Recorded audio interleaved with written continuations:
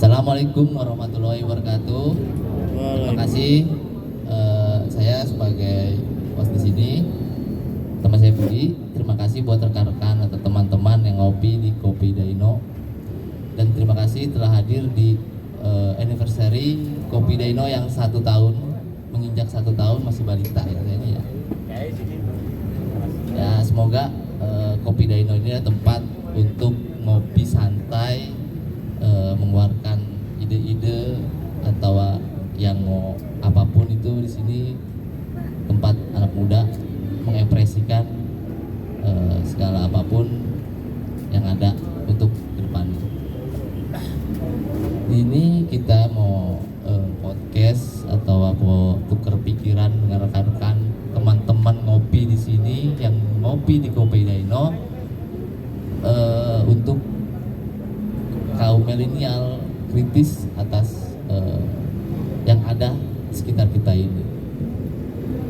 Ya, di sini ada rekan atau temen untuk ngopi bareng dalam konsolidasi pikiran dan juga dengan temanya itu kedaulatan pangan, milenial kedaulatan pangan. Dan rekan teman-teman yang akan sebagai itunya dari Mesus sebagai pengusaha muda, dan Bang Aan dari tim 7 Jokowi, dan Bapak Wedi dari pelaku UMKM muda. Nah, kita mulai aja untuk perbincangan kita ini dalam milenial kedaulatan pangan di Indonesia ini.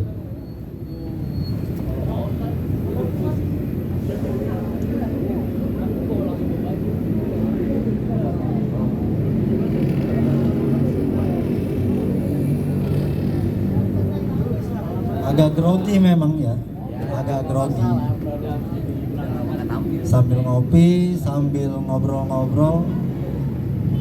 Kalau kata Mas Budi, bareng pengusaha muda nih, Bang Maisus sama pelaku industri UMKM, Bang Wedi. Ya saya juga belajar lah dari mereka bagaimana kita bisa untuk mendorong pertanian untuk lebih maju. Ya yang pastinya sih namanya dunia peningkatan ekonomi ya, mau itu pertanian, mau perdagangan dan segala macam itu pasti terkait. Dan yang pasti itu butuh peran anak-anak muda, anak-anak milenial, karena anak-anak muda lah yang mengerti perkembangan zaman saat ini gitu. Jadi yang sering melihat apapun yang viral gitu, di handphonenya kan udah bisa melihat, bahkan ikut andil dalam banyak hal lah. Ya kayak di Kopi Daino ini mungkin juga ya anak-anak muda di sini bukan cuma nongkrong tapi ngobrol ya terkait banyak hal lah, mungkin kehidupan, ekonomi, kuliahnya. Ya pernah dengar juga sih di sini ada yang bahas skripsinya segala macam. Keren kali ya kalau mahasiswa atau milenial itu bisa berperan untuk peningkatan ekonomi di negara kita. Yang pasti bisa menyentuh kalau terkait kedaulatan pangan, ya pertaniannya, nelayan, peternakan, terus juga ya perdagangan. Yang pasti hilirisasi terjadilah. Bagaimana dari hulu sampai hilirnya. Banyak hal sih yang terjadi, yang diharapkan juga ada suara-suara dari milenial, bukan cuma di medsos, tapi bisa berperan bahkan turun langsung menyentuh masyarakat di lapisan bawah. Setidaknya kita bisa mendengar, melihat apa keinginan dari masyarakat, dari rakyat bertani, rakyat nelayan, rakyat berdagang. Yang pasti bisa terkoneksi juga sama pelaku-pelaku industri yang sudah maju dan bisa terhubung semuanya. Kalau menurut Bang Wedi gimana Bang Wedi perkembangan industri UMKM?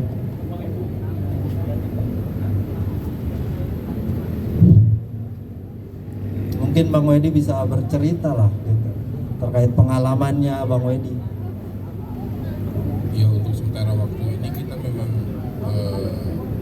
agak kerepotan juga ya Bang, masalah berbicara industri, dalam berbicara industri hilirisasi untuk pertanian untuk sekarang, karena memang pada dasarnya sebenarnya di negara kita ini untuk industri pertanian ini sebenarnya bukan hal yang baru sebenarnya.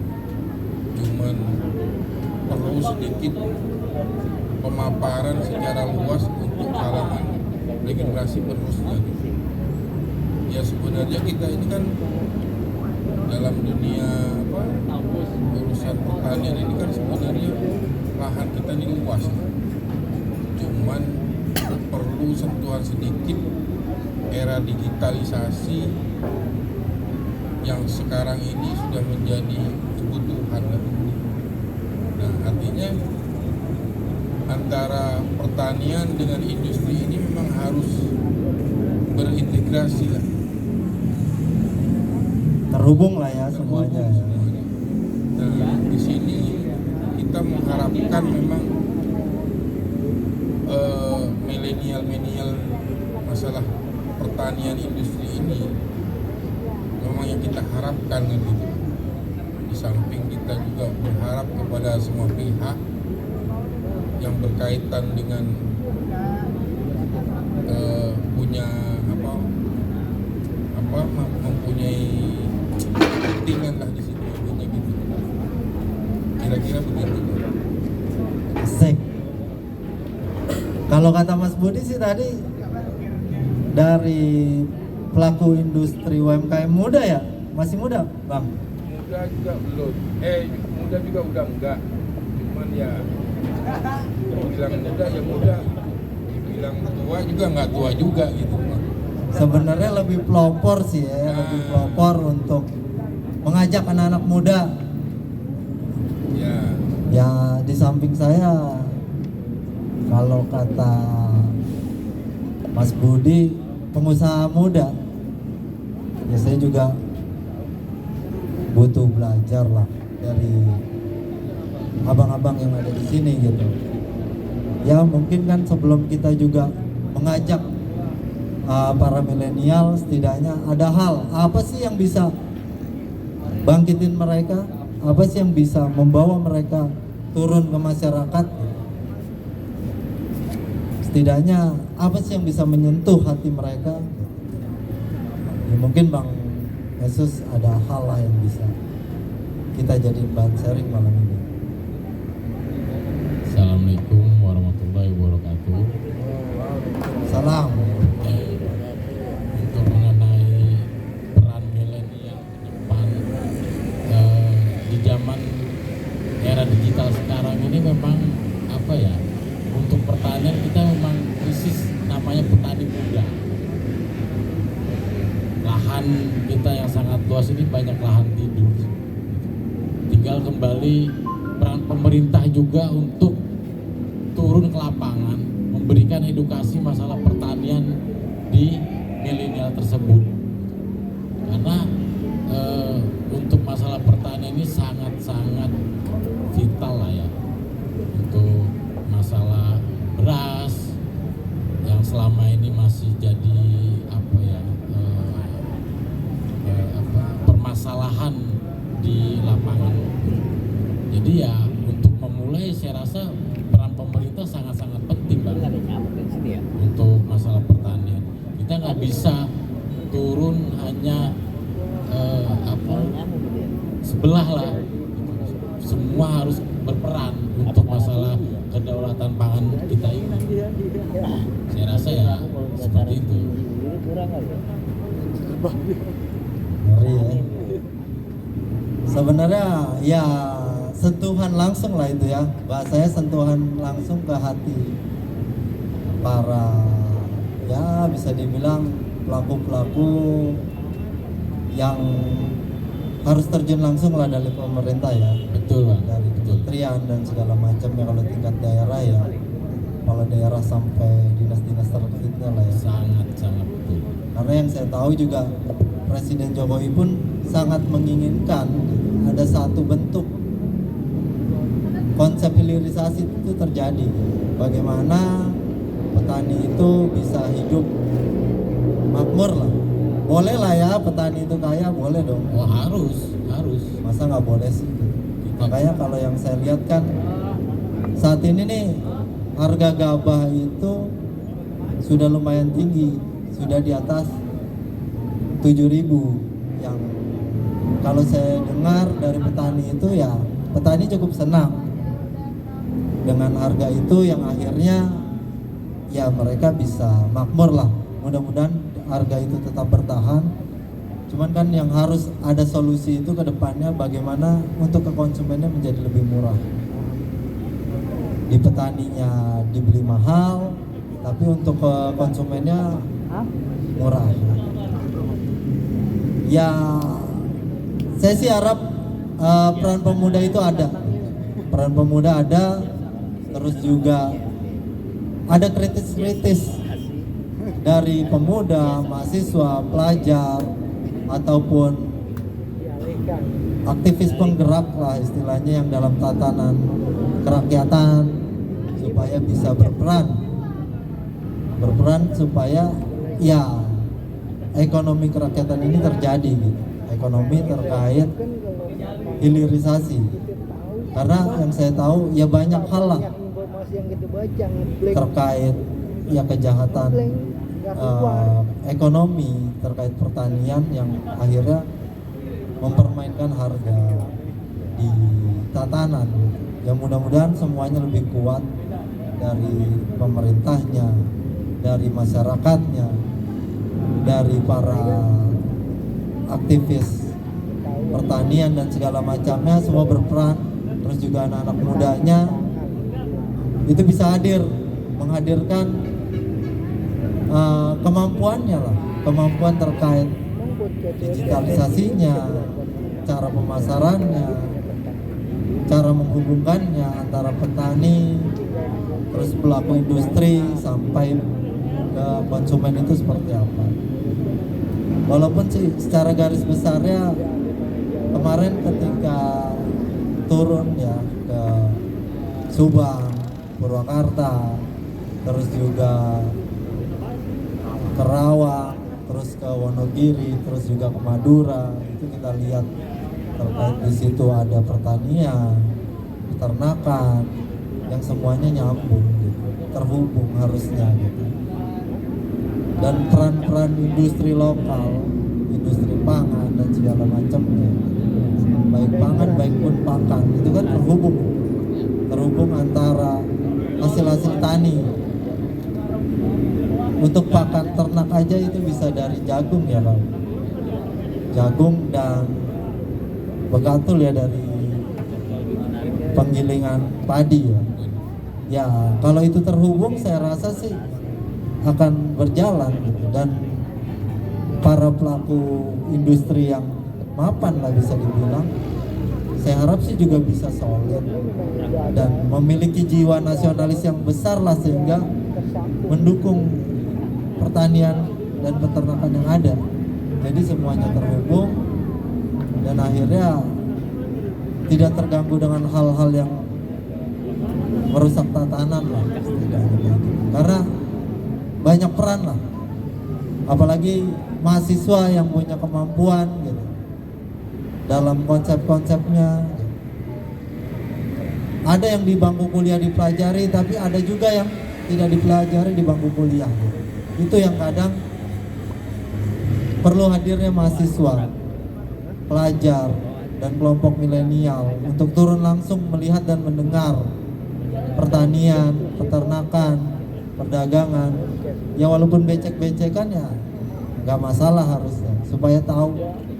Dan yang kritik-kritiknya itu akhirnya bisa menjadi hasil gitu dengan peran. Saya harap sih kalau di sini ada mahasiswa, itu juga bisa memberikan sebuah pendapat, masukan gitu. Terus juga dari aktivis gerakan kalau ada yang hadir gitu. Saya harap juga itu bisa memberikan sebuah masukan.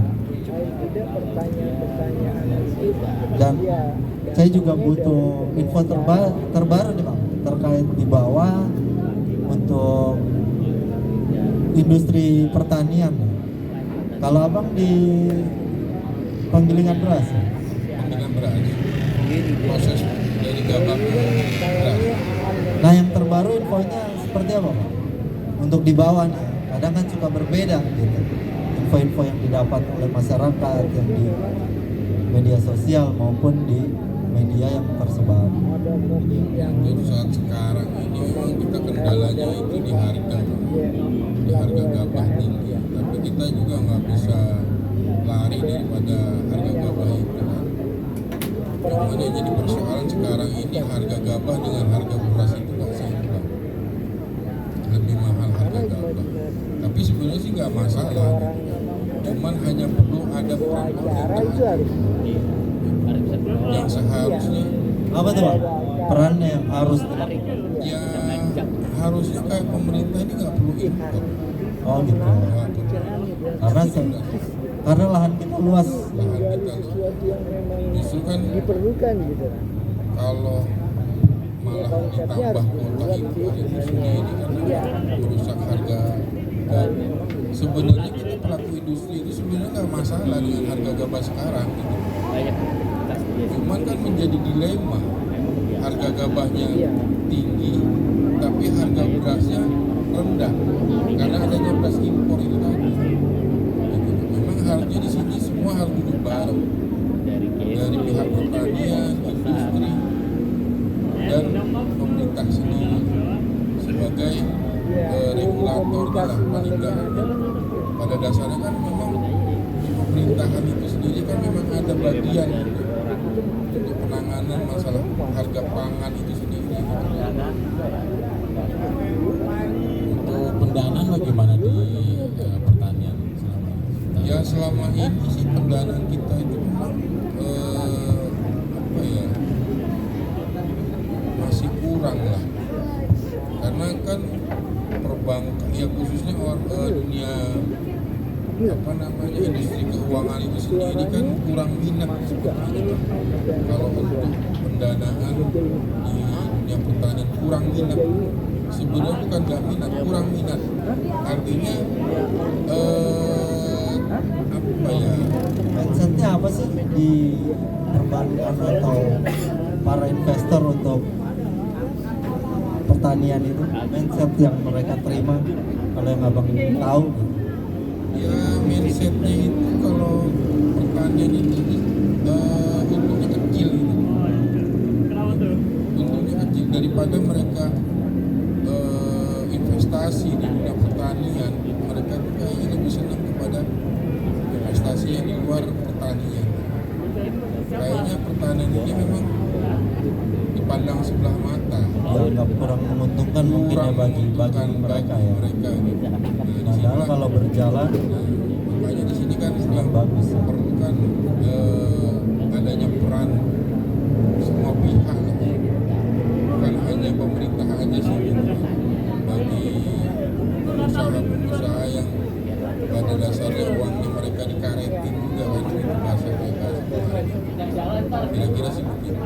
Soalnya kalau yang saya tahu itu memang Presiden pun menyampaikan terkait kondisi dunia ini saat ini sedang tidak baik-baik saja. Sebenarnya ini bisa menjadi momentum untuk kita bersama untuk mengamankan negara ini di 2024 seterusnya. Karena yang saya tahu itu hampir setiap negara itu mulai menutup diri untuk mengamankan pangannya supaya mereka juga aman dalam tatanan negaranya. Ya ada baiknya ini menjadi momentum buat kita untuk berperan. Jangan sampai terjadi hal-hal yang gak bagus ketika ada perubahan iklim, baik politik dalam tatanan global yang menjadi dampak ke kita belum siap gitu. Ya inilah momentum untuk bahasanya menjadikan sistem yang bagus dalam kondisi saat ini. Ya bisa dibilang membuat sistem bagaimana hilirisasi itu terjadi, mulai dari pertaniannya, industrinya, terus juga masuk ke dalam pasar, dan peran-peran dari yang bisa dibilang ya orang-orang yang mapan, terus juga dari para pebisnis muda khususnya mulai andil untuk apa? Turun ke pertanian, turun untuk menghubungkan satu sama lainnya. Supaya apa? Supaya semuanya berjalan dan hidup. Makanya yang tadi saya bilang, boleh dong petani nelayan kaya. Sangat boleh, Bang. Sama Bang Wasus kan juga sebagai pengusaha muda pasti pengen dong itu semuanya berjalan. Saya rasa kalau negara kita petaninya lebih makmur sesuai dengan letak negara kita ini kan negara dulunya negara agraria ya.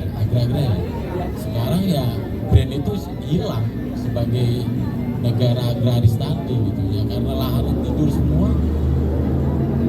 Jadi tikus-tikusnya memang setidaknya harus ditidurkan lah ya. Cuman ya dengan cara-cara yang lebih baik. Karena kan Presiden Jokowi sudah sangat keras sampai ya dengan cara-caranya, dengan statement di publik. Tapi ya memang banyak hal yang harus hadir gitu, sehingga apa keinginan rakyat itu ya terjadi. Ya tinggal kepedulian di masyarakat ya Bang, mau nggak gitu. Yuk bareng kita turun ke lapangan membuat brand negara agraris itu jadi balik lagi. Semua harus berperan. Ini kalau bicara peran nih Bang, bicara peran Ya. itu kan di dekat Kopi Daino itu kan ada pasar Ciputat ya. Betul. Nah itu harga-harga pasar itu gimana Bang terkait kemarin kan sempat ramai terkait beras segala macam, itu di bawahnya seperti apa Bang?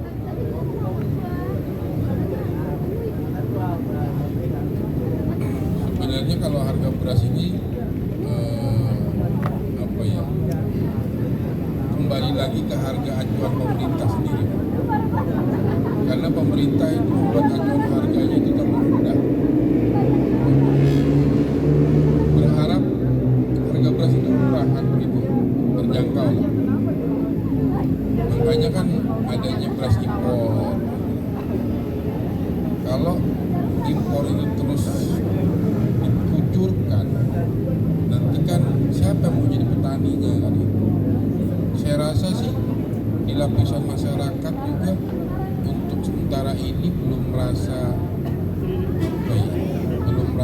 kemahalan dengan harga beras sekarang. Cuman kalau berpatokan kepada harga acuan pemerintah sendiri memang mahal. Untuk saat sekarang ini kan masyarakat belum ada yang mikirin lah masalah dengan harga beras, yang penting barangnya ada. Makanya kan di sini harusnya antara petani dengan industrinya harus duduk bareng untuk mencari solusi. Karena dengan impor itu sebenarnya bukan jalan solusi.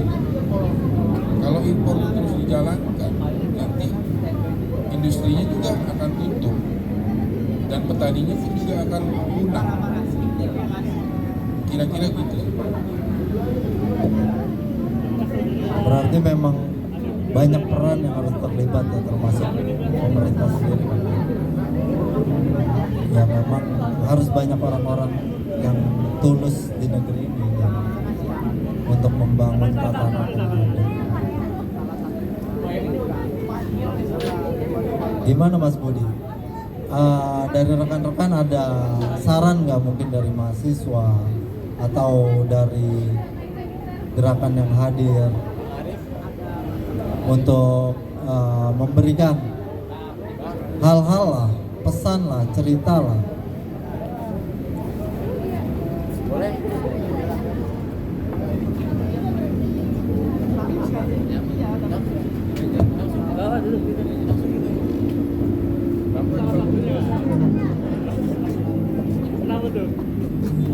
bismillahirrahmanirrahim. Assalamualaikum warahmatullahi wabarakatuh.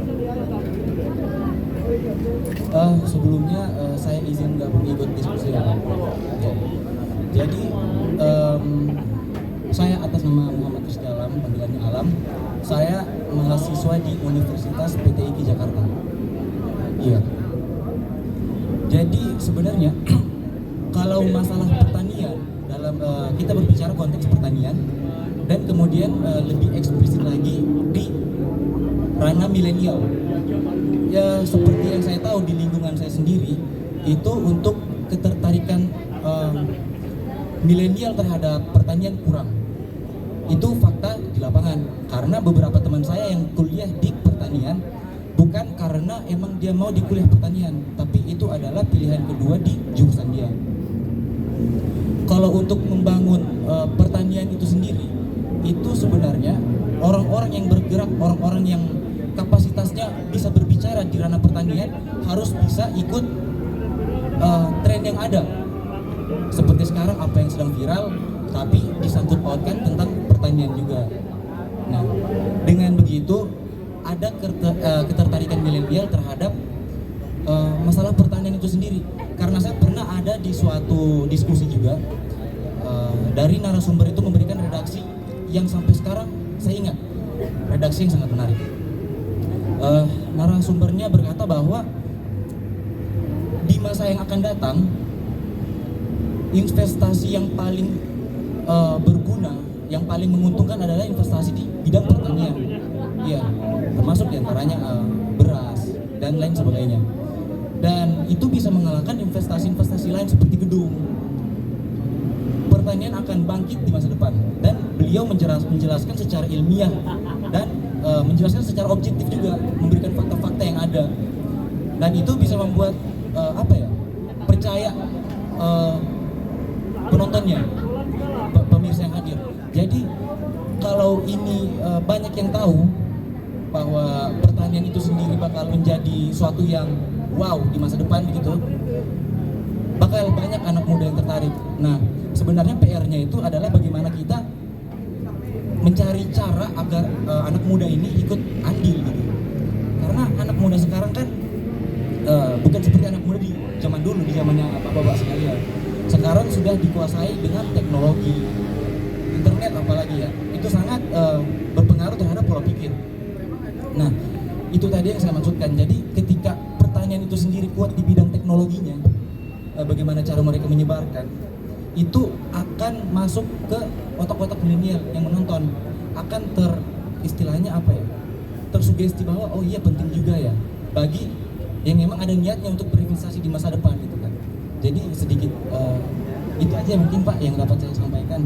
Tapi kalau misalnya bertanya boleh Pak. Itu tadi yang saya ingin pertanyakan itu, bagaimana sih langkah awal mungkin dari Bapak sebagai orang yang punya kapasitas di bidang pertanian itu untuk berbicara, langkah awalnya apa sih yang Bapak ingin lakukan untuk menarik milenial gitu? Sekian Pak. Enaknya saya manggil siapa nih? Panggilan siapa? Namanya siapa? Alam. Bang Alam. Alam aja ya, biar enak ya, Mas Alam.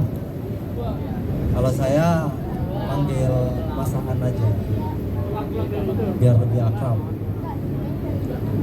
Kalau saya sih dari tim 7 ya yang berjalan selama ini dan juga bersama rekan-rekan sempat turun bersama ya, melihat keadaan yang sebenarnya di bawah, yang sebenarnya juga banyak anak-anak di antara mereka yang tidak mau melanjutkan usaha pertanian dari orang tuanya, dan ada juga yang dari orang tuanya justru setelah mereka kuliah dianjurkan untuk melamar pekerjaan, yang akhirnya nanti siapa yang akan meneruskan, yang ada nanti 10 sampai 15 tahun ke depan kita cuma menjadi penonton. Akhirnya banyak hal yang bisa dibilang lahan-lahan kita digarap orang lain. Itu yang dikhawatirkan. Nah kalau yang tadi Mas Alam bilang terkait bagaimana langkah untuk mengajak milenial, mahasiswa, pelajar, anak muda untuk bisa berperan, ya kurang lebihnya dari pemahaman teknologi yang kalau menurut saya ya kayak hal-hal diskusi ini perlu dilakukan dan bicara peran. Kalau menurut saya ketertarikan itu harus hadir, bahkan hadir dengan sendirinya dan terpanggil gitu. Sebenarnya kayak apa yang Mas Alam inginkan, sebenarnya ada konteks yang namanya bagaimana milenial itu punya forum diskusi yang bisa melibatkan pemerintah nasional ataupun pemerintah daerah untuk bisa bekerja sama. Karena dalam tatanannya itu semuanya ada, cuma tidak terhubung dengan baik karena ada hal-hal kepentingan, terutama apalagi ketika ada yang namanya kebijakan yang tidak berjalan dari pusat ke daerah, gitu. Ada hal yang tidak berjalan. Jadi peran pemuda itu kalau saya sih pengennya gitu, berharap yuk turun gitu. Kan banyak hal nih yang diinginkan pemuda apa? Misalnya menjadikan tempat-tempat traveling atau segala macam, akhirnya semua bisa melihat apa sih yang dirasakan petani dan bisa didengar gitu. Kalau bicara harga gabah kan tadi sama Bang Wedi disampaikan itu sudah cukup senang petani dengan harga di atas 7.000. Tapi pelaku industri itu tidak istilahnya keuntungannya menipis ya. Banyak yang merugi juga.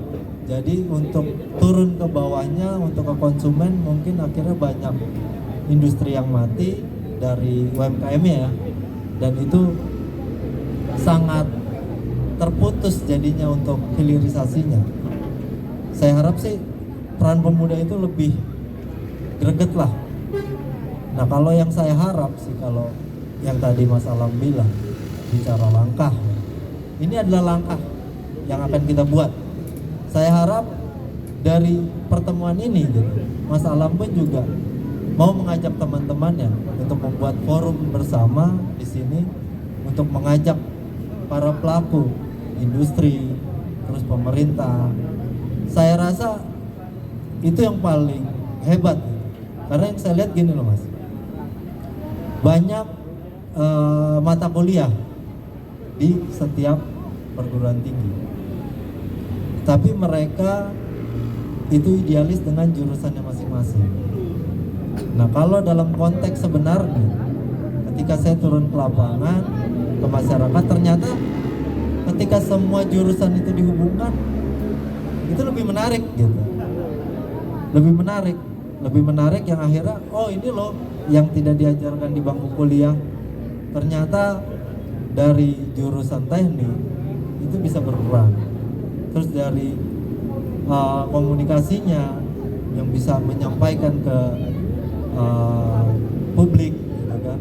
Terus juga dari sisi ekonominya, bagaimana cara berhitung yang baik.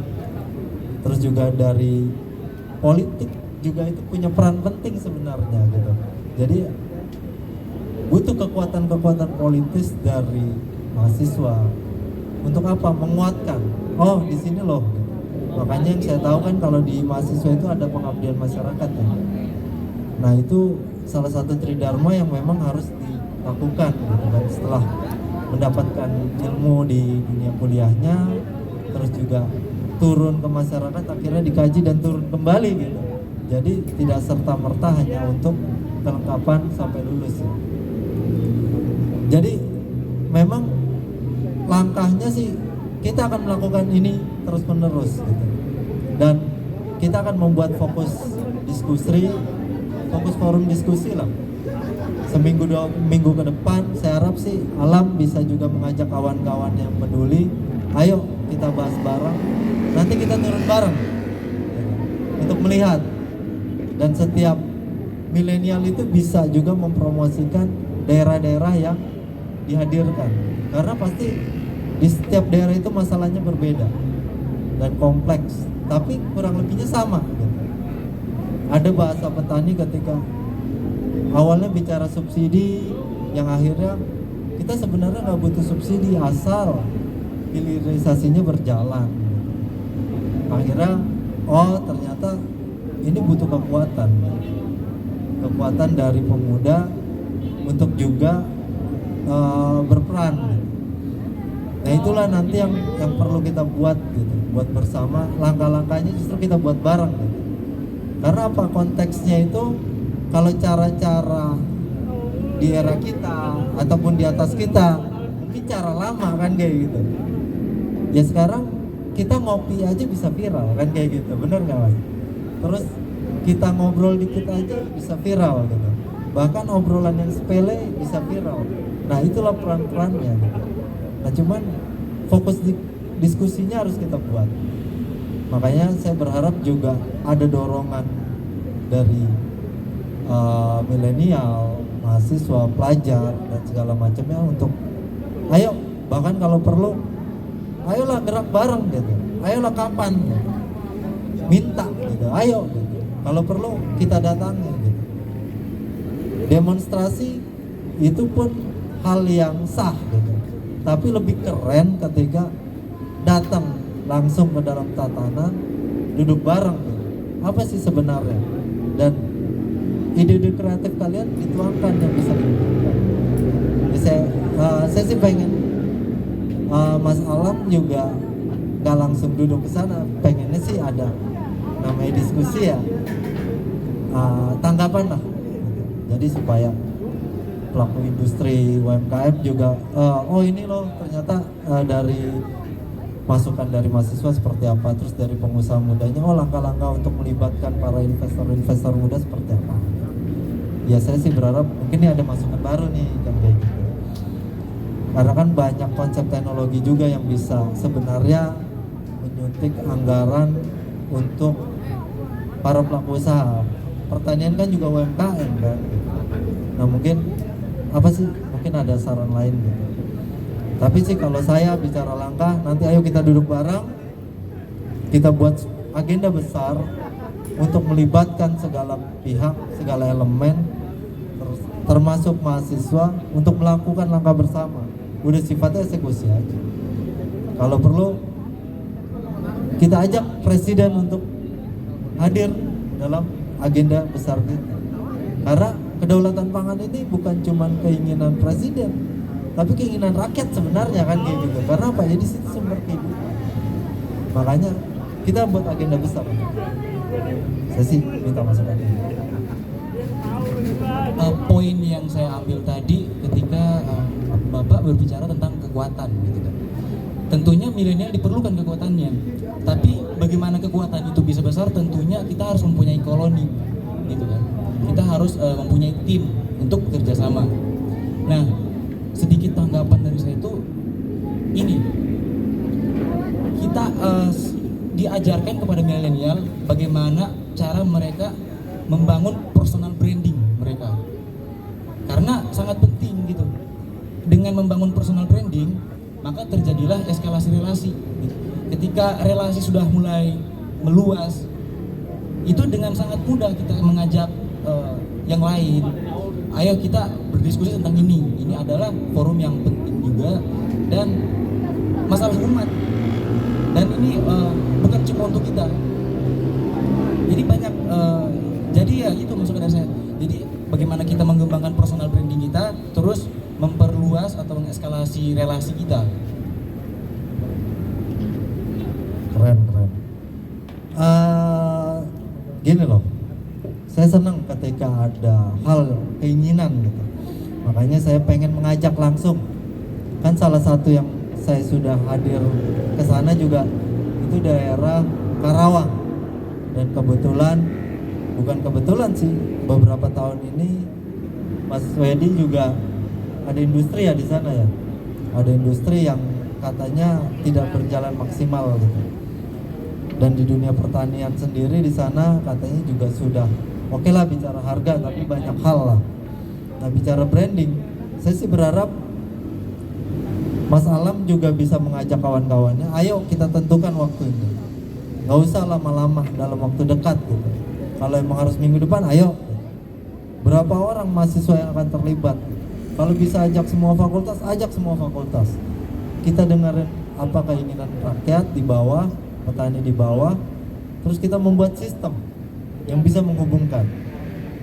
Jadi bisa terkomunikasikan gitu ke masyarakat. Oh ini loh, kalau perlu nanti agenda besarnya kita melibatkan, ya kalau kurang lebihnya seperti presiden itu menyampaikan suatu hal kepada para investor. Ini ada IKN loh, ini nilainya untuk kemajuan seperti ini loh. Bagaimana kita semua bisa berkontribusi sebagai para pengusaha muda Indonesia. Nah, itu harus menjadi target. Target bagaimana itu menjadi daya tarik. Oh ternyata pertanian itu yang katanya mindsetnya merugi terus, ternyata dengan hadirnya mahasiswa di situ itu berjalan dan hidup. Terus juga pelaku industri hidup, sampai bagaimana ke pasar itu harganya murah. Dari petani harganya mahal, tapi bisa sampai ke bawah murah kan gitu. Itu kan berarti butuh inovasi-inovasi dan hal yang bisa menjadi saling menguatkan satu sama lain.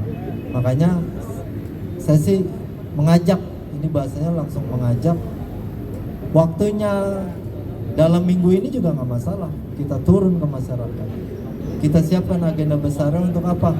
Untuk bagaimana para istilahnya pengusaha-pengusaha muda atau pengusaha-pengusaha yang sudah mapan di Indonesia itu mau berperan. Karena apa? Ini sudah harus peran dari negaranya sendiri, karena bentuk kecintaan terhadap bangsanya gitu. Bukan lagi kita dari luar gitu.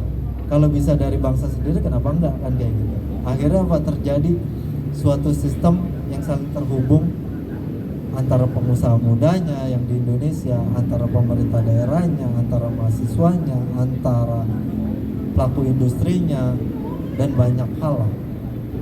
Tapi masalah siap nggak kalau untuk turun gitu? Kalau untuk siap atau enggaknya sebenarnya siap Pak. Tapi ada masalah yang memang nggak bisa ditolerir gitu. Karena sekarang sementara status santri aktif di suatu pondok. Oh. Ya jadi untuk waktunya itu juga sulit untuk keluar. Kebetulan keluar hari ini karena ada jadwal kuliah sampai malamnya. Seperti itu Pak. Ya berarti boleh dong saya datang ke tempat pendidikannya, saya ngobrol nih sama bisa dibilang petinggi kampusnya lah ya, pondoknya gitu kan.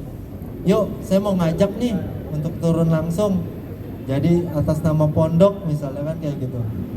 Ada peran nih dari istilahnya yang belajar di situ untuk turun ke bawah gitu. Ya saya izin dulu nih dari yang mondok gitu kan. Kalau yang mondok oke, kita datang ke tempat pondok. Siapa tahu ketika ya kenapa enggak kan kayak gitu. Akhirnya apa? Dunia pendidikan itu berperan juga langsung gitu kan. Kalau memang masalahnya sendiri bersedia, ya saya akan datang ke pondok. Kalau bisa atau enggaknya itu bukan di tangan saya sebenarnya. Karena peraturan mutlak tetap dari kiainya. Kalau untuk masalah kefokusan waktu di pondok saya sendiri itu namanya pondok tahfiz Ibnu Najah. Nah, sedangkan pondok tahfiz itu sendiri setiap hari harus menyetorkan hafalan. Kalau yang saya takutkan mungkin karena kita juga harus fokus ke Al-Quran, karena setiap hari hafalan, kemudian pada waktu-waktu tertentu, misalnya di tanggal-tanggal tertentu, ada saatnya kita itu menyetorkan semua hafalan yang sudah kita dapat gitu. Itu kan perlu persiapan juga. Kalau masalah Bapak mungkin ingin berdiskusi langsung datang ke pondok, itu mungkin saya bisa bicarakan dulu dengan kiainya, karena untuk dapat izin itu seperti itu Pak. Tapi kalau udah dapat izin, gas lah ya, berangkat lah ya. Kenapa enggak Pak?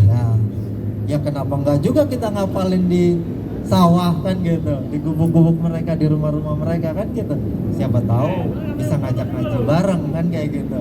sama masyarakat dan ada kontribusi kita. Tapi saya harap bolehlah Mas Alam komunikasi nanti berhubungan sama kita datang ke sana supaya ada peran juga dari pondok untuk mengizinkan. Oh ternyata terjadi nih komunikasinya. Nah itu yang menurut saya itu langkah gitu, menghubungkan. Nah ketika Mas Alam sebagai santrinya itu bisa menghubungkan dan akhirnya yaudah kita datang, kita ngobrol gitu kan. Di sini ada pelaku industri yang mau datang, di sini ada pengusaha muda yang mau datang, di sini ada tim 7 yang mau hadir gitu kan untuk ngobrol. Kita berangkat gitu. Dan akhirnya menjadi suatu komunikasi dan bisa dibilang percontohan nantinya gitu. Oh ternyata dunia pendidikan tuh harus seperti ini, berperannya kayak gitu. Saya harap sih ada keinginan yang kuat juga dari Mas Alam. Jadi kita untuk datang itu juga semangat. Karena apa? Ini sebenarnya tinggal dihubungkan aja semuanya. Jadi istilahnya yang coba merusak tatanan kita di dunia pertanian, baik dari hal-hal lain gitu kan, yang mungkin belum terungkap gitu, itu bisa terputus. Yang akhirnya apa? Hadir sistem baru di mana sistem itu benar-benar bisa mensejahterakan semuanya. Dan di situ ada peran pemuda yang pastinya gitu. Peran milenial gitu. Itu yang paling pasti presiden juga, wah ini baru pemuda kan, ini baru milenial gitu. Jangan cuman orang-orang lama aja yang akhirnya sistem-sistem lama aja yang hadir gitu kan. Ternyata sistem yang dibuat anak muda itu lebih keren, bisa menjadi brand dan bisa menjadi pembahasan publik yang nantinya oh ini benar-benar menjadi agenda besar. Supaya apa? 5 tahun ke depan ini sudah berjalan. Kalau bisa malah 1-3 tahun ke depan kesejahteraan itu terwujud dengan banyak hal tanpa terganggu oleh stabilitas politik yang terjadi. Mau ada pemilihan presiden kayak, mau ada pemilihan kepala daerah kayak, mau ada pemilihan kepala desa kayak, itu tidak terganggu kan kayak gitu. Ini tetap berjalan, jangan sampai itu terganggu. Nah, di sini peran pemuda. Saya berharap, ayo kita jalan bareng. Istilahnya ya, kalau bicara tulus ya, bagaimana kita menghadirkan keinginan rakyat yang sebenarnya. Makanya yang tadi saya bilang, ya boleh dong petani, nelayan itu kaya, sejahtera, boleh dong. Kalau menurut Mas Alam boleh nggak? Boleh banget. Nah, berarti kita satu frekuensi terhadap hal itu. Tinggal kita gas bareng. Tinggal saya nanti minta waktunya kapan saya bisa ke pondok.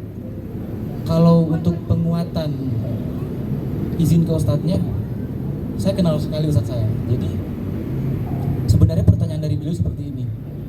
Ketika ada yang ingin datang sebenarnya seperti forum seperti ini, apa sih feedbacknya ke pondok seperti itu?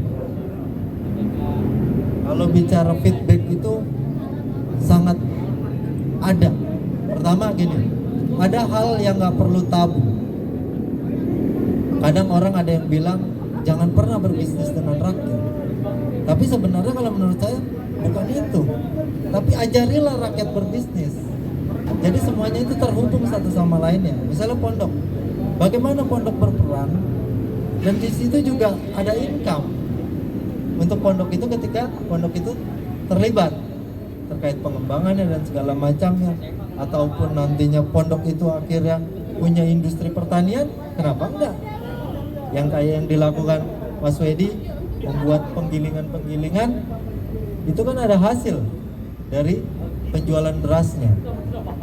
Nah, tinggal bagaimana juga peran kita bersama untuk mendorong pemerintah untuk bisa menselaraskan semuanya gitu. Jadi sangat boleh dan sangat mungkin, dan ini bisa menjadi pilot project, percontohan. Oh, ini ada pondok yang berperan dan itu juga menjadi income buat pondok dan santri-santrinya. Bukan cuma pondoknya aja, tapi santri-santri yang terlibat dan hadir pemetaan.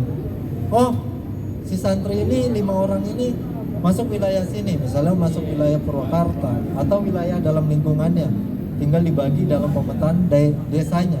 Akhirnya setiap yang berperan itu ada hal yang bisa menjadi pemasukan untuk yang berkontribusi, untuk yang berperan. Karena apa? Ya nggak ada yang salah. Salahnya di mana ketika kita bisa saling untung? Karena memang apa? Ya disitulah peran. Menghadirkan industri itu sangat keren karena ini belum banyak. Bicara pelaku industri di dunia pakan ternak aja itu belum banyak. Untuk penggilingan padi dalam skala industri UMKM aja itu belum banyak. Jadi peran-peran itu sangat diperlukan gitu. Karena apa? Ya di situ juga menjadi perputaran. Jadi istilahnya sudah tidak lagi bicara lulus mau kemana gitu. Tapi lulus itu bisa membuat, kan kalau yang saya lihat kebanyakan itu lulus terus melamar pekerja, bukan begitu ya? Melamar pekerjaan. Tapi yang keren itu kalau menurut saya pada saat di dunia kuliah mereka sudah berkontribusi dan terjun langsung ke masyarakat. Mungkin itu yang disebut konsep kampus merdeka atau pendidikan merdeka kali yang sebenarnya ya. Merdeka jiwanya, merdeka dalam konsep berpikir dengan kreativitasnya. Jadi apa? Justru ketika masih berpendidikan berperan.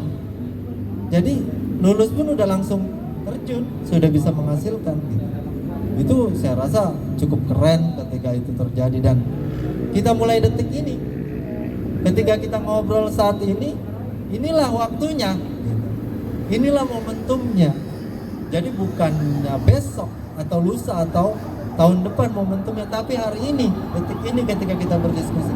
Inilah momentumnya untuk kita membuat suatu agenda besar untuk bagaimana kedaulatan pangan itu hadir dengan apa? Ide-ide milenial. Ide-ide dari santri pondok misalnya. Wah, itu menurut saya sungguh ya wow, fantastis gitu. Karena apa? Sistem yang salah itu akan tergeser ketika sistem yang benar hadir, apalagi di situ ada peran. Dan ketika agenda besar ini menjadi brand, ketertarikan semuanya untuk hadir gitu. Justru kita harus menjadi magnet. Justru Mas Alam lah salah satu milenial yang harus menjadi magnet. Untuk apa? Untuk semuanya masuk, menjadi bagian. Dan terutama yang dimulai dari santri-santri pondok dan peran pondoknya sendiri. Jadi nanti kita petakan peran santrinya apa, peran pondoknya apa, sehingga semuanya hadir gitu. Dan semuanya termotivasi dan akhirnya apa? Tapi yang perlu diingat, perjalanan itu harus dipublikasikan, baik media sosial, media cetak ataupun TV ataupun online. Itu mulai startingnya pun harus dimulai gitu. Jadi apa? Orang bisa membaca arah dan perjalanannya. Akhirnya tidak ada lagi masyarakat yang bisa dibodohi. Tidak ada lagi masyarakat yang tidak mengerti tentang bisnis pertanian. Akhirnya apa? Semua berlomba-lomba untuk membangun itu. Saya yakin ketika Mas Alam berperan, tidak 3 tahun, 1 tahun itu jadi. Kita buat konsep triwulan, nanti per semester dan tahun. Kalau yang saya tahu itu kan bicara beras aja, bicara padi itu bisa 3 bulanan bang. Terus bicara jagung bisa 3 bulan lebih sampai 4 bulan panennya. Nah di situ kan sudah ada hitungan sebenarnya kan kayak gitu. Dalam setahun itu ada 4 kali panen. Dan setiap wilayah itu panennya berbeda-beda. Jadi itulah pemetaannya nanti yang akhirnya, oh peran dari santri ini di wilayah ini untuk di bulan Januari, oh santri ini di bulan Februari, oh pondok dan lain-lainnya yang terlibat secara cepat mengikuti konsep itu. Akhirnya pemetaan tuh di setiap wilayah. Dan akhirnya apa? Orang ketika tahu oh ternyata pertanian itu menguntungkan, akhirnya balik desa bangun desa. Dan peran siapa? Awalnya pemuda. Dan akhirnya para orang tua petani nggak ada lagi bahasa doa jangan kayak bapak ya, padahal lahannya itu adalah lahan untuk yang menghasilkan uang, yang malah akhirnya tanahnya dijual dan segala macam.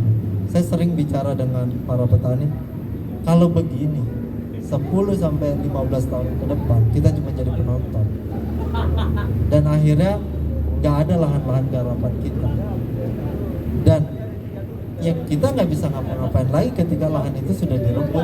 Akhirnya ada pertarungan untuk merebut kembali, itu kan tidak mudah, udah dijual. Nah, bagaimana kita mulai bersama, nanti kita buatlah diskusi di pondok dalam satu konsep pondok diskusi kedaulatan pangan misalnya. Kita buat di tempat pendidikannya untuk pemetaan di lingkungannya misalnya, ataupun wilayah yang kita tuju sebagai pilot project. Yang mana dulu nih yang mau kita lakukan?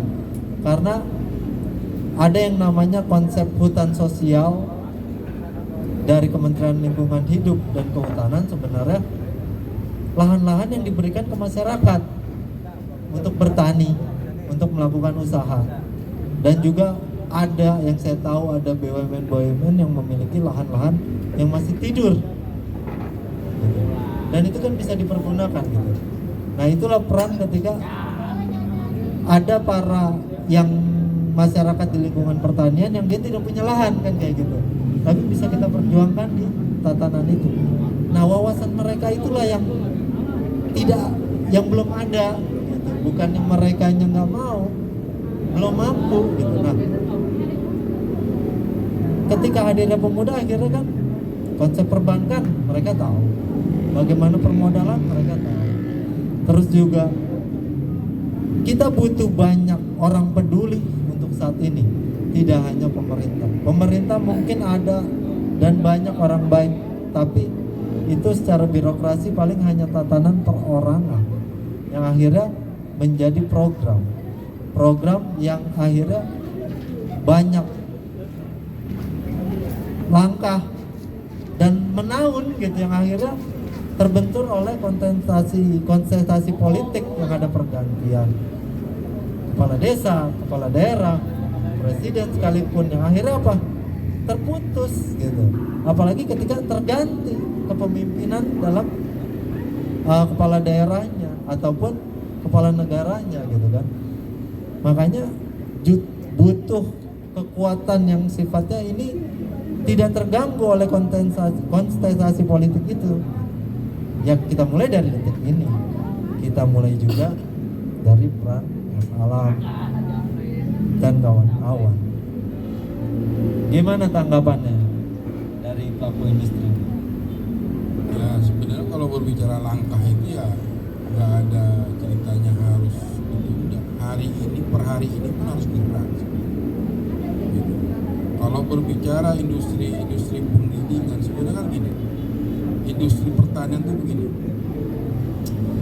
yang terjadi di negara kita ini saat panen raya itu harga jatuh, bener, nggak itu padi, nggak itu jagung, nggak itu cabai, nggak itu apa, itu yang sering terjadi.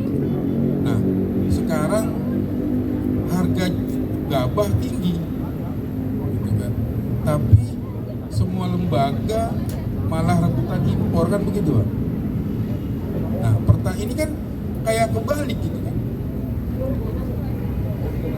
Iya, di saat harga gabah itu petani itu senang dengan harga sekarang ini, malah negara kita malah impor. Saya nggak ngerti hitungan mereka itu impor itu untuk apa. Pertanyaannya kan gini, mereka impor itu untuk menyetabilkan harga kan. Tapi kalau di saat impor otomatis kan harga gabahnya turun dong, kan gitu. Berarti subsidi yang diberikan selama ini oleh pemerintah nggak ngepek kan? Lantas siapa yang harus dibela di sini? Apakah itu petaninya harus dibela, atau memang sengaja membela petani luar negeri? Kan gitu. Ya kan? Pemerintah nggak tanggung-tanggung membuat subsidi, memberikan subsidi kan gitu bang. Pada pertanian ini nggak tanggung-tanggung. Tapi di saat panen raya harga komoditi itu jatuh. atau lagi harga tinggi malah impor. Berarti kan yang gimana sih, juga nggak paham itu alurnya gimana. Makanya saya bilang tadi, semua harus duduk bareng, petaninya, ya industrinya, gitu kan. Pemerintah sebagai regulatornya, penengahnya kan gitu. Yang saya harapkan kan semuanya duduk bareng, jangan jalan sendiri-sendiri gitu. Kalau saya perhatikan kan kayak Bulog dan Menteri Pertanian. Menteri Pertanian, kata Menteri Pertanian surplus, tapi kata Bulog kita harus impor. Itu kan di satu pemerintahan, tapi beda lembaga aja udah beda pendapat kan. Nah ini yang harus kita cari di mana solusinya gitu. Kita ya nggak usah menyalahkan satu sama lain. Makanya di sini yo, sebagai milenial sebenarnya sih nggak ada kata terlambat, harus bergerak secepatnya. Jadi kalau berbicara langkah, ya langkahnya nggak ada lagi, kita cepat harus bergerak. Semua harus terlibat, maupun itu petani, maupun itu industri, maupun itu milenial gitu. Oh bahwa ternyata benang merahnya itu di sini gitu. Kan sekarang kan siapa yang harus kita bela? Ya kan? Pemerintah impor. Ya kan? Tapi otomatis kan harga gabah petaninya kan nanti ikut turun gitu. Yang dibela itu yang mana gitu maksud saya. Apakah di tingkat konsumen? Toh pada kenyataannya per hari ini belum saya dengar, belum pernah saya lihat dan mendengar konsumen itu merasa kemahalan. Kan kuncinya yang penting mereka bisa beli kan gitu. Apakah memang nanti solusinya itu subsidi itu harus dialihkan atau bagaimana di pasca panennya atau bagaimana? Kan pemerintah ini kan luar biasa gitu, membantu subsidinya. Tapi di saat harga gabah tinggi malah impor. Justru ini sebenarnya kalau berbicara terlambat, tapi kita nggak bisa ngomong gitu juga gitu. Karena kalau berbicara, kenapa sih bilang terlambat? Ya buktinya harus impor, kan begitu. Kalau seandainya kita itu kecukupan kan nggak mungkin impor, atau memang sengaja dibuat impor. Jadi kalau disengaja dibuat impor, memang kita sengaja diciptakan untuk konsumtif. Ya nggak bisa juga, ini lama-lama siapa yang mau menjadi petani? Siapa juga yang mau peduli gitu. Kan itu. Nah, iya nggak ada perkembangan gitu. Apalagi tadi berbicara masalah kedepannya ini dunia pertanian akan menjanjikan kan begitu. Tapi kalau nggak semuanya secepatnya bergerak, itu cuma hanya jadi wacana. Kira-kira gitu Bang. Kondisi 8 kurang lebih kayak gitu.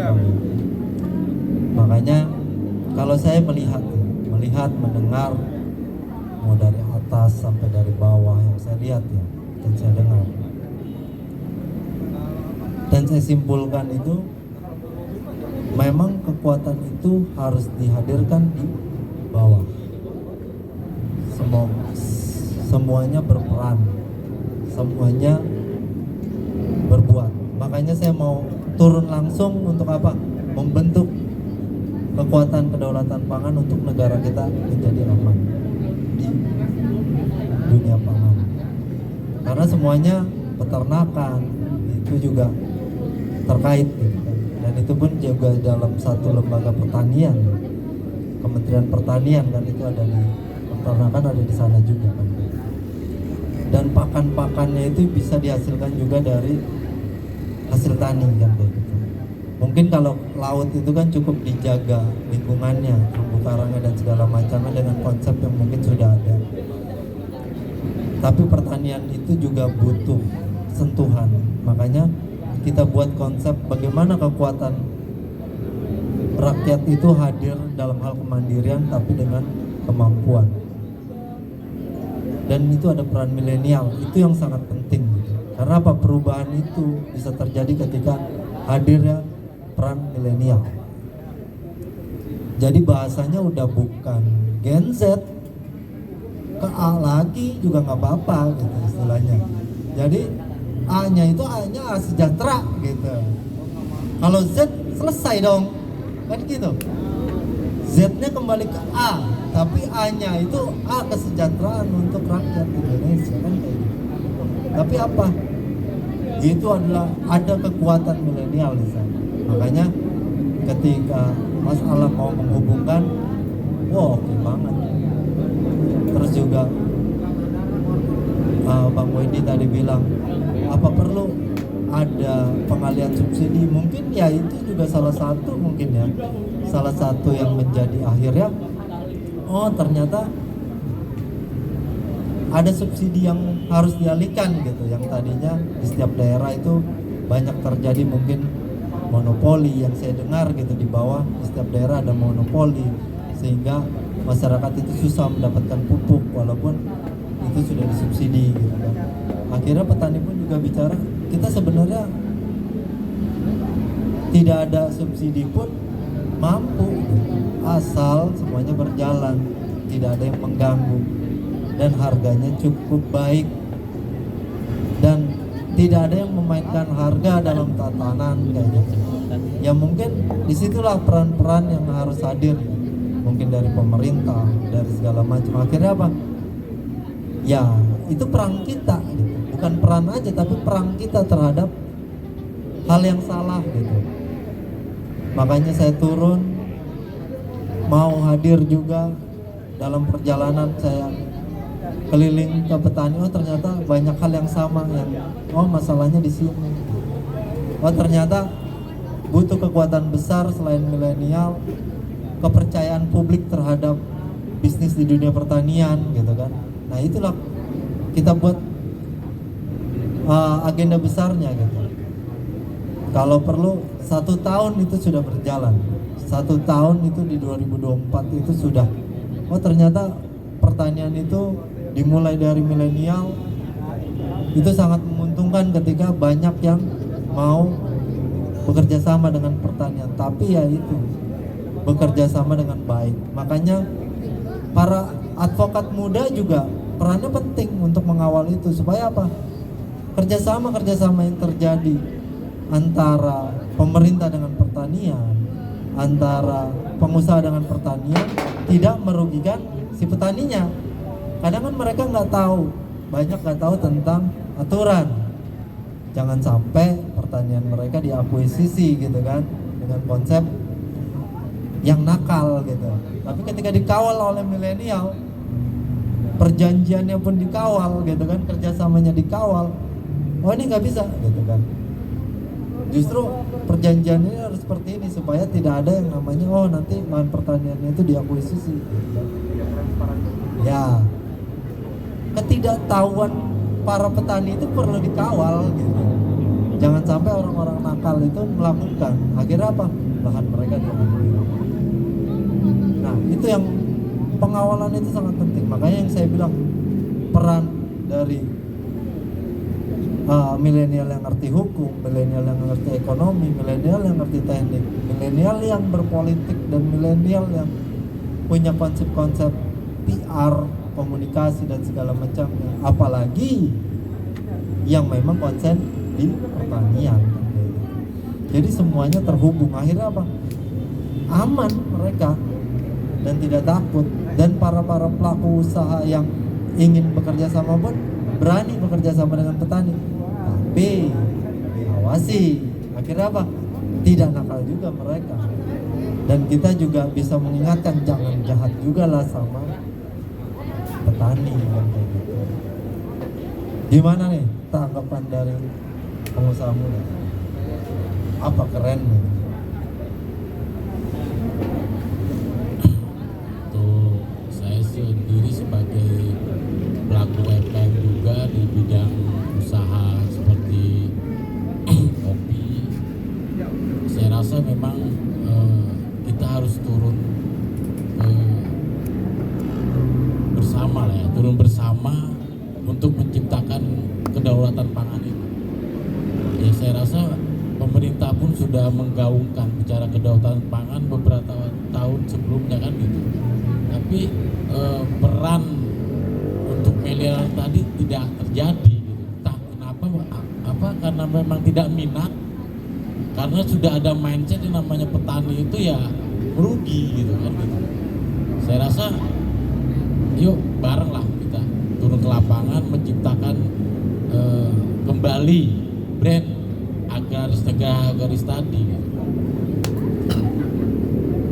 Mindsetnya petani itu nggak jadi sultan. Ya. Dan satu lagi, kekuatan digital ekonomi itu sangat penting perannya. Dan konsep-konsep digital ekonomi dan manajemen yang sifatnya digital itu juga bisa mengamankan keuangan mereka dan aman. Jadi apa? Petani tidak takut lagi dan mengerti, oh dengan konsep pembayaran secara digital mereka tidak tabu lagi. Terus juga oh aman juga. Jadi saling menguntungkan satu sama lainnya. Dan peran dari digital untuk istilahnya menjaga manajemen pertaniannya ada dan hadir gitu kan. Banyak kan dari swasta ataupun BUMN itu sudah menciptakan teknologi itu. Itu juga terkait bisa dibilang konsep FinPay juga untuk membantu UMKM dalam digitalisasi, bantuan keuangan digitalnya itu ada gitu kan. Nah saya harap sih itu bisa hadir ketika ada peran pemudanya. Kalau petani kita bahas tentang digital ekonomi, ya mereka mah udahlah duit cash saja. Nah pelaku industrinya siap tidak kan kayak gitu dengan duit cash itu gitu kan. Nah di situ kan juga menjadi jembatan gitu. Peran-peran itu harus ada gitu. Nah akhirnya itulah yang harus terjadi, semuanya terjadi. Dan saya rasa kalau udah konsep digital ekonomi, karena yang saya lihat bicara digital ekonomi aja secara hitungan pada saat COVID UMKM itu sangat berperan untuk menjaga kestabilan ekonomi di negara kita. Bahkan itu cukup tinggi nilai perputaran angkanya gitu. Dan itu bisa mengamankan dan menjaga ekonomi negara kita ke depan. Konsep digital ekonomi ya tanpa peran milenial mana ada yang ngerti. Minimal ketika bapaknya nggak ngerti kan bisa ngobrol sama anaknya yang biasa megang handphone kan kayak gitu. Dan handphone yang sifatnya sudah smart gitu kan, yang sudah ya banyak hal yang mendukung, itu kan bisa disampaikan kayak gitu. Akhirnya hubungan komunikasi di keluarganya kan, oh ya udah Pak gitu kan, oh ya Bu ini aman kok kan kayak gini, dan kita sudah tahu kok langkah-langkahnya kayak gitu. Akhirnya kan jadi antara pemuda dengan pemuda tani dengan milenial yang punya nilai kebangsaan untuk peduli terhadap kerakyatan. Dan yang perlu saya ingat lagi ketika ada bahasa, perlu nggak sih dan apa sih feedbacknya kan gitu, itu sudah bisa dijelaskan. Karena apa? Semua yang berkontribusi di sana, di situ ada nilai profit. Jangan pernah tabu dengan bahasa profit. Apa yang salah dengan profit? Ini bukan korupsi, bukan. Orang saling menguntungkan kok, antara R dan R gitu kan, antara rakyat dan rakyat. Makanya yang namanya konsep ekonomi dari rakyat oleh rakyat dan untuk rakyat akhirnya terjadi kayak gitu. Karena apa? Kekuatan yang hadir itu dari rakyat dan skemanya itu hadir gitu. Jadi perjalanan sistem yang lama itu bisa dirubah. Jangan sampai apa yang ada selama ini ya begitu-begitu aja. Karena apa? Terbentur dengan politik praktis, pergantian kepemimpinan lah, belum juga pergantian di legislatifnya lah, terus juga belum juga tidak ada skema besar perjalanan 3 bulan, 6 bulan, setahun, 2 tahun, 3 tahun, 4 tahun, 5 tahun, bahkan 20 tahun, bahkan 50 tahun ke depan yang keluar dari rakyatnya itu sendiri. Yang akhirnya kalau skemanya itu dari rakyat dan itu yang dikeluarkan, saya rasa nggak akan terganggu dengan politik apapun, dengan pergantian kepemimpinan, karena apa, skemanya sudah dari rakyat dan sudah dipegang. Dan itu menjadi konteks nuansa yang berjalan dalam langkah sepanjang menuju kesejahteraan rakyat kan. Dan saya harap sih ya kita sepakati malam ini kalau itu bisa menjadi langkah bersama dan bisa mengajak milenial dengan suatu pilot projectnya, percontohannya yang kita mulai dari detik ini, malam ini, dan sampai seterusnya nanti. Jadi nggak ada lagi bahasa itu mah cuman program kan gitu. Tapi kalau program rakyat kan kayak gitu, tidak ada yang bisa ganggu. Dan semuanya terkoneksi nanti semuanya. Saya harap sih jangan sampai program-program nasional pun tidak berjalan di bawah, terus juga merugikan petani, merugikan industri, merugikan para pengusaha muda, dan akhirnya pemuda atau milenial lulus kuliah atau pendidikan hanya melamar kerja, sedangkan lahan atau hamparan di Indonesia itu cukup luas yang bisa kita lakukan. Teknologi juga, mesin-mesin itu sudah mendukung untuk pertanian dan segala macamnya. Banyak hal yang bisa kita lakukan untuk akhirnya semua hadir. Ya emang nggak boleh petani megang laptop, benar nggak? Kalau perlu petani itu ya bisa dibilang perjalanan dinasnya dari daerah ke daerah naik helikopter, emang nggak boleh kan kayak gitu. Itu kan menunjukkan petani Indonesia sejahtera loh, banyak uangnya loh, bisa naik helikopter, bisa naik kereta cepat, benar nggak? Jadi apa? Itu menunjukkan petani kita sudah sejahtera, dan akhirnya apa, berbondong-bondong orang untuk kerjasama dengan petani. Tapi apa, akhirnya petani yang sehat, petani yang mampu berinovasi dan mengerti banyak hal yang tidak bisa dibodohi. Intinya menjadi petani yang cerdas. Ya pasti itu ada peran Mas Alam di situ. Karena tidak bisa saya bekerja sendiri, tidak bisa Mas Wedi bekerja sendiri, tidak bisa Mas Masus bekerja sendiri tanpa ada peran kita bersama, tanpa ada peran Mas Alam, dan tanpa ada peran semuanya. Untuk apa? Mengetuk hati masyarakat, mengetuk hati para pemerintah daerah maupun nasional, bahwa membangun negara ini butuh ketulusan, membangun negara ini butuh suatu hal yang jelas. Akhirnya apa? Sistem baru hadir. Dan kedaulatan pangan bukan cuma sebuah ucapan atau konsep semata. Saya rasa sih begitu. Sepakat ya? Kalau sepakat kita salaman. Sebenarnya pengen banget sepakat, cuma ada keraguan sebenarnya. Ragunya apa nih? Keraguannya bukan dari programnya. Apa tuh? Benar-benar bukan dari program, tapi seperti ini. Saya sangat setuju dengan yang Bapak omongkan barusan, ketika ini bukan cuma sekedar program. Dan saya juga pengennya ya bagaimana kita mengaplikasikannya gitu kan. Tapi kalau untuk berbicara dengan pondok, terkhusus pondok saya, itu model karantina. Bagaimana model karantina itu sendiri, santri sangat susah untuk keluar karena model pondoknya itu rumah tahfiz, bentuknya rumah, kemudian dia terpisah antara satu pondok dan pondok lain, karena ada yang di kompleks ini, ada juga yang di kompleks lain seperti itu. Dan santri pondoknya pondok gratis, jadi sebenarnya santri itu gak punya kuasa di situ. Dan model karantina itu tadi, yang saya lakukan itu sendiri, bukan dari programnya. Jadi programnya sangat keren sebenarnya. Dari teman-teman juga mungkin ada yang bisa membantu. Mungkin ada yang senang di pertanian juga, ada yang senang dengan itu tadi yang seperti kita diskusikan. Karena ada yang emang ini internal pondok itu sepertinya sulit deh di situ.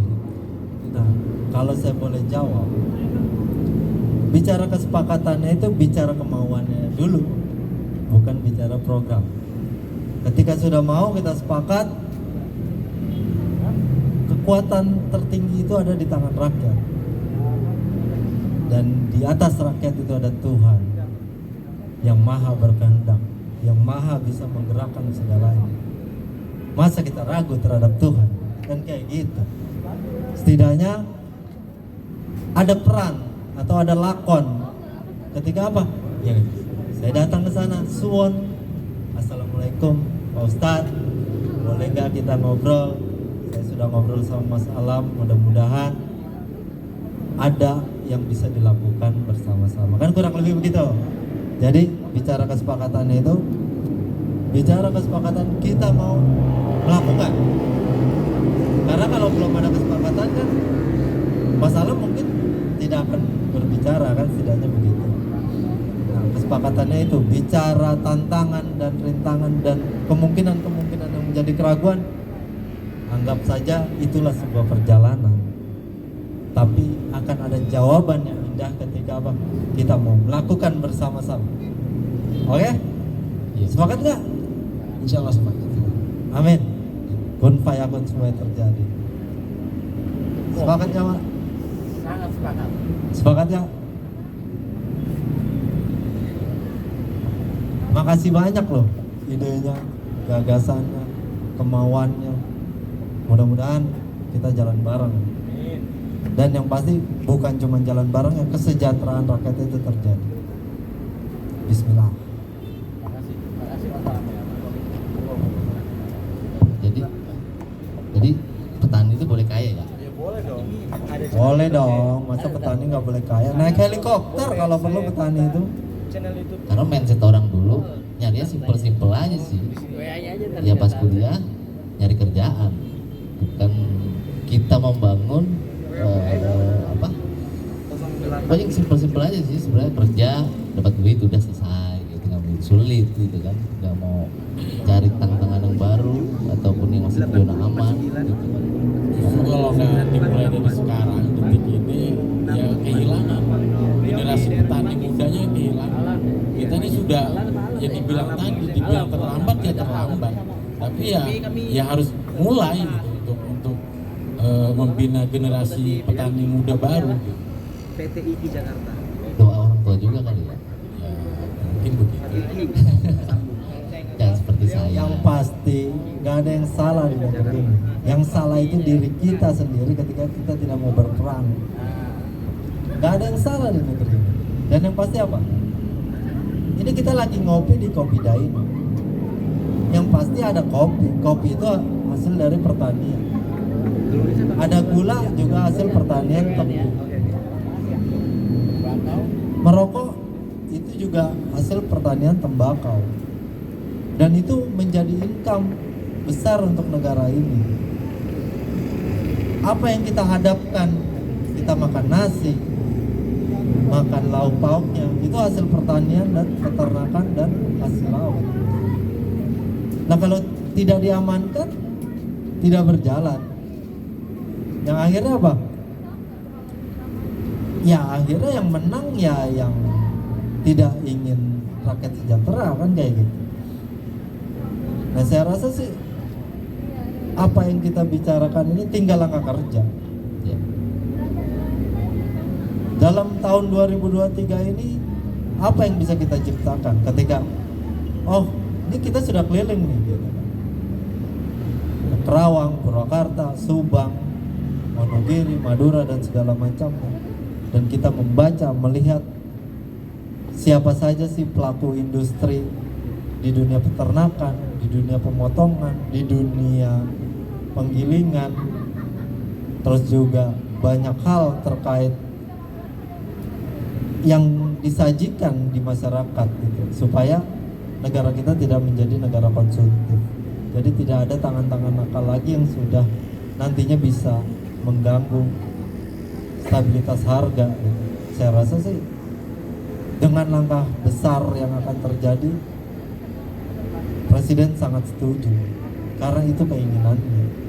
Ada bahasa Presiden, masa nggak bisa sih bikin produk skema gitu kan, kedaulatan pangan oke itu menjadi program, tapi bagaimana skema itu hadir, perjalanan itu hadir.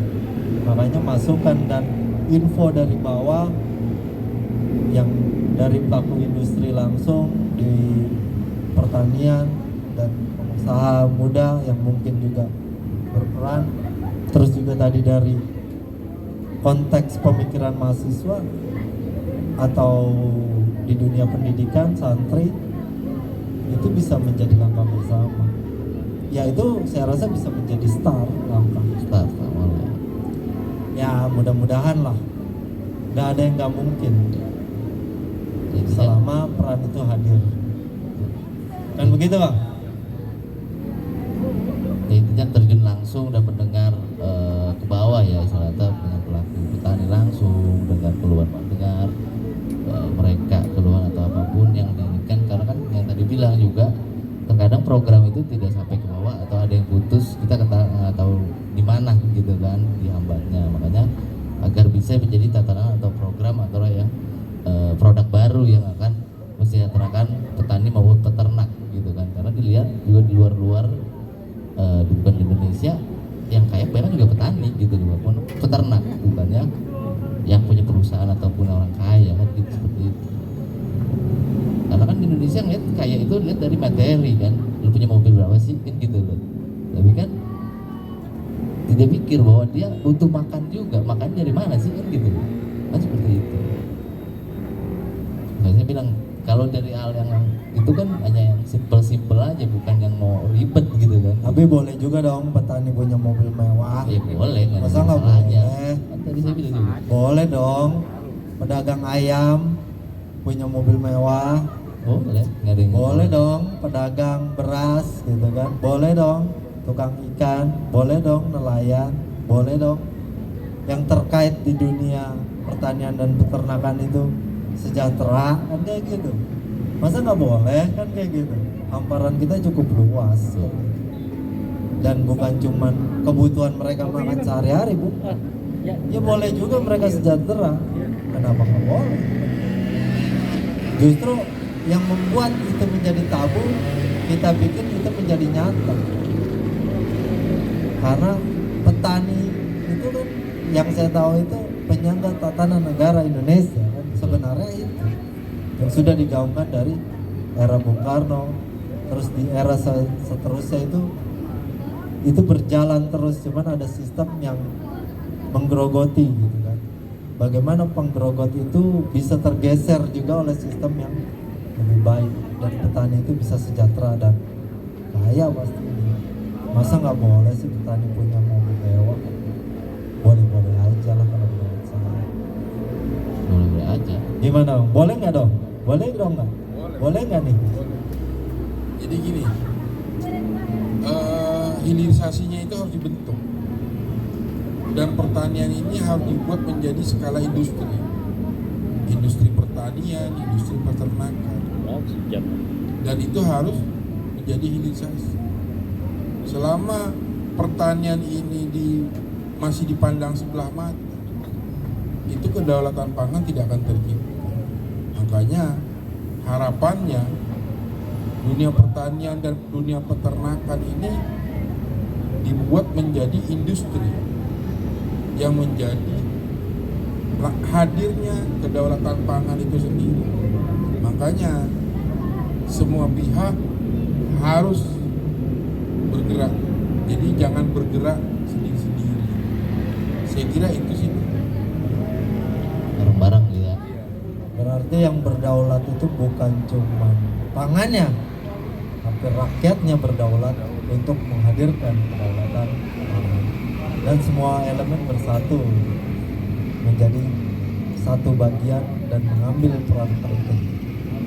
Ya mungkin ada bahasa penutup mungkin ya dari ya Pak Mases kali ya, sebagai penyelenggara nih dari Dinospit. Harapan saya ke depan untuk dunia pertanian yang dibilang tadi, hadirnya industri pertanian dan peternakan untuk kedaulatan rakyat. Artinya peran pemerintah sangat-sangat diharapkan untuk kedaulatan pangan tersebut. Dan saya mengucapkan terima kasih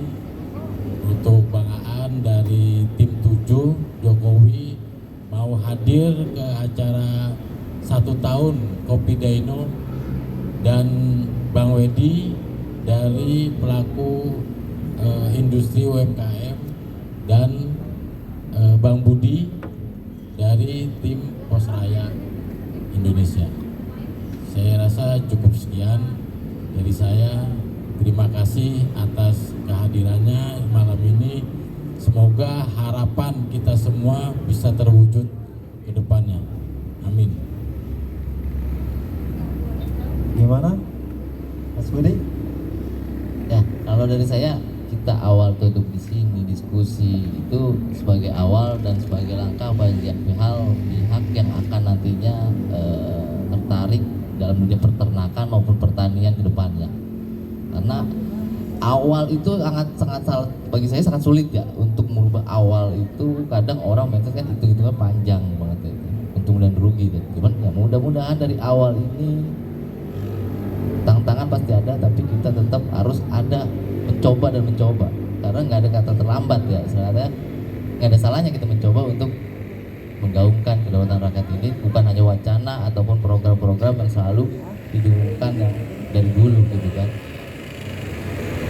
Next time itu memang kedaulatan pangan harus terjadi, nggak ada hal yang nggak mungkin terjadi. Ya mudah-mudahan dari suatu yang diskusi kita ini bermanfaat dan banyak pihak-pihak yang mau berperan ataupun terlibat untuk terjadinya kedaulatan pangan di Indonesia ini gitu. Dan ekonomi kan, karena pangan ini sangat penting banget, karena kalau ekonomi hancur ya udah tatanan negara nggak akan ada berlanjut lagi kan. Seperti itu aja sih. Jadi selaku tuan rumah yang ada di Tangerang Selatan ya, Pos Raya Indonesia-nya juga berperan nih. Jadi semuanya ikut berperan. Ya saya harap sih itu semua bisa menjadi peran yang kuat. Dan kebetulan nih ada Ketua Pos Raya Indonesia Tangerang Selatan nih, Bang Teguh. Mungkin sebelum pembicaraan ini menjadi satu langkah, saya sih juga berharap Bang Teguh juga bisa menyampaikan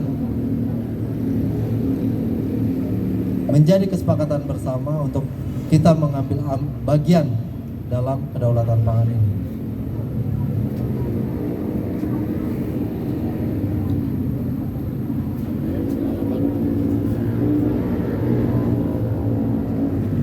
Ya, terima kasih untuk waktu yang diberikan kepada saya untuk apa yang dibicarakan panjang lebar tadi. Saya berharap semua yang memang akan dilakukan menjadi sesuatu yang bermanfaat untuk seluruh warga Indonesia, dan untuk bagaimana ketahanan pangan ini bisa diwujudkan. Bagaimana ketahanan pangan ini adalah juga apa yang cita-cita yang telah disampaikan oleh Bapak Joko Widodo, Presiden kita. Semoga ini bisa terlaksana, dan terima kasih atas waktunya.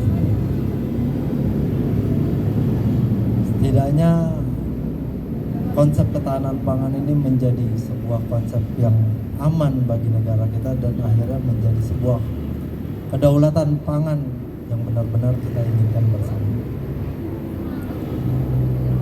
Ya, itu harus terjadi dan harus terjadi mulai detik ini, nanti, dan seterusnya. Terima kasih Bang Teguh, Bang Wedi, Bang Masus sebagai penyelenggara, Bang Budi sebagai tokoh pemuda Tangsalnya dari Pos Raya Indonesia yang menjadi tuan rumah. Ya, terima kasih atas rekan teman ngopi Bapak Bang Mesus dan teman ngopi Bang Aan, Bang Wedi. Acara ini saya sampai di sini, dan jangan lupa untuk IG-nya ya. IG-nya ada, kalau mau follow IG-nya. Jadi perjalanan Bang Mesus di situ tuh tentang konsep pertanian, gimana Bang Aan pernah terjun ke bawah berapa ke kota kita ini ada di situ semua ceritanya. Jadi kalau teman-teman mau lihat perjalanan gimana kita bergerak, di situ kita ada. Ya.